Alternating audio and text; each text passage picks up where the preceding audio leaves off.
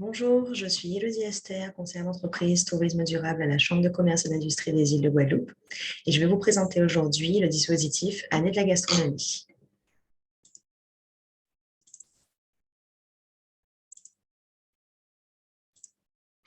« 2022 a été décrété par le gouvernement Année de la gastronomie française. Ce projet consiste à valoriser le savoir-faire culinaire français du producteur au restaurateur. Dans cet objectif, 4 appels à projets seront lancés d'octobre 2021 à août 2022, rythmés par les 4 saisons, avec comme thématique l'hiver de la gastronomie engagée et responsable, qui a été lancé d'octobre 2021 à décembre 2021, le printemps de la gastronomie inclusive et bienveillante, qui a commencé depuis le 17 janvier, l'été pour célébrer le partage et le vivre ensemble, et pour finir, l'automne des producteurs. Ces appels à projets prévoient une labellisation des porteurs de projets à 2 niveaux. Le niveau 1, qui est la labellisation simple, Année de la gastronomie, où vous recevrez le macaron sur le projet que vous apportez, mais sans soutien financier de l'État. Et le niveau 2, qui est le label Année de la gastronomie française, assorti d'un financement forfaitaire de l'État pour les projets les plus intéressants. Alors, pour les projets qui bénéficieront d'une subvention, ça se passe de la manière suivante. La part de la subvention dans le budget total de l'événement pour la saison printemps pourra monter à 70% si le porteur de projet est une association reconnue d'utilité publique et 40% pour les autres porteurs de projet. À titre d'exemple, un projet avec un budget de 100 000 € porté par une association reconnue d'utilité publique a une possibilité de subvention de 50 000 €. De même, un projet porté par une collectivité, une association ou une entreprise a la possibilité de recevoir une subvention de 20 000 € pour un budget total de 100 000 €. Pour un projet de 25 000 € porté par une collectivité ou une entreprise, possibilité de subvention de 10 000 €. Et un projet de 15 000 € porté par une association reconnue d'utilité publique, possibilité de subvention de 10 000 €. Les projets déposés doivent être portés au minima par 3 partenaires pour être éligibles. Le rôle de la CCIG est d'instruire les projets, mais aussi de sélectionner les dossiers via le comité de validation régional composé des 3 chambres consulaires, Chambre d'agriculture, Chambre des métiers et Chambre de commerce. Les dossiers les plus intéressants sont remontés au comité de sélection présidé par Guillaume Gomez, l'ancien chef cuisinier de l'Élysée, et c'est eux qui déterminent le montant d'attribution des dossiers au niveau de la subvention. Le dépôt des dossiers se fait via la plateforme gastronomie.cci.fr.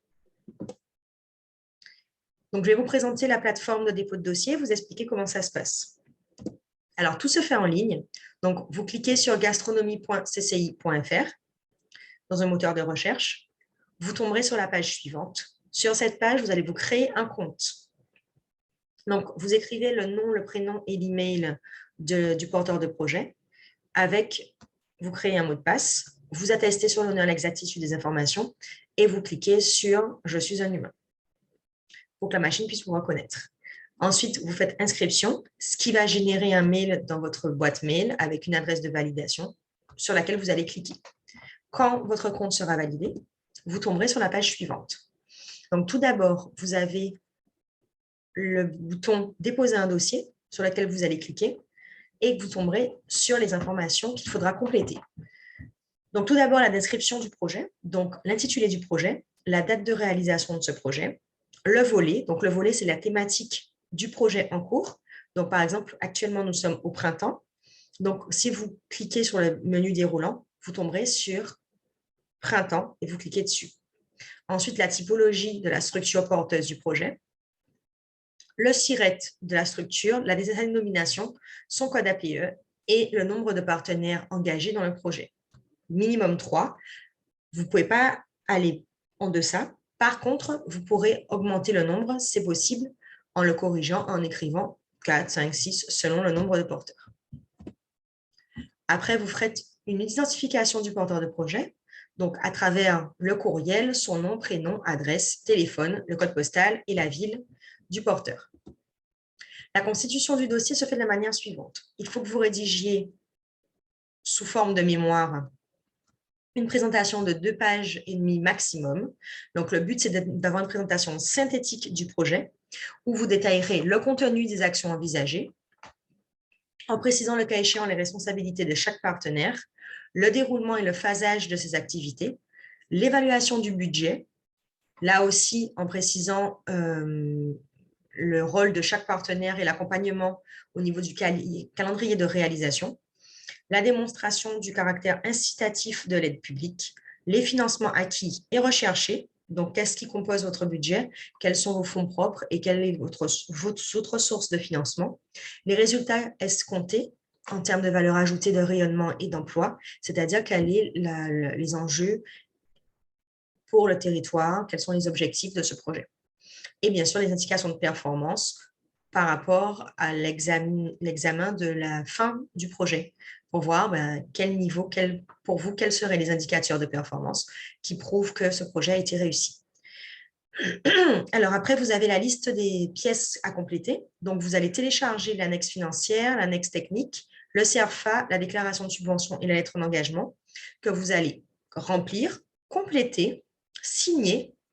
Et quand ces documents seront complétés, vous allez les retélécharger aux endroits indiqués. Donc, vous cliquerez, vous récupérez dans vos documents le document technique, la lettre d'engagement, le CERFA, la fiche de présentation que vous aurez remplie selon les modalités au-dessus et l'annexe financière.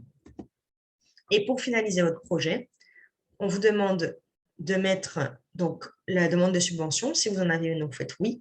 Le montant du budget prévisionnel et vous cliquez sur les valeurs de la charte d'engagement que vous validez ainsi que la déclaration sur l'honneur. Et vous appuyez sur le bouton « Valider ». De ce fait, nous, en tant qu'instructeurs à la Chambre de commerce, nous recevrons un mail pour nous dire que vous avez envoyé votre dossier qui sera ensuite instruit et renvoyé au niveau du comité de validation. Voilà. Donc, j'espère que vous avez pu avoir le maximum d'informations sur ce dispositif Année de la gastronomie. Nous attendons vos dossiers et nous vous souhaitons de bons projets en termes de restauration pour la gastronomie française. Au revoir.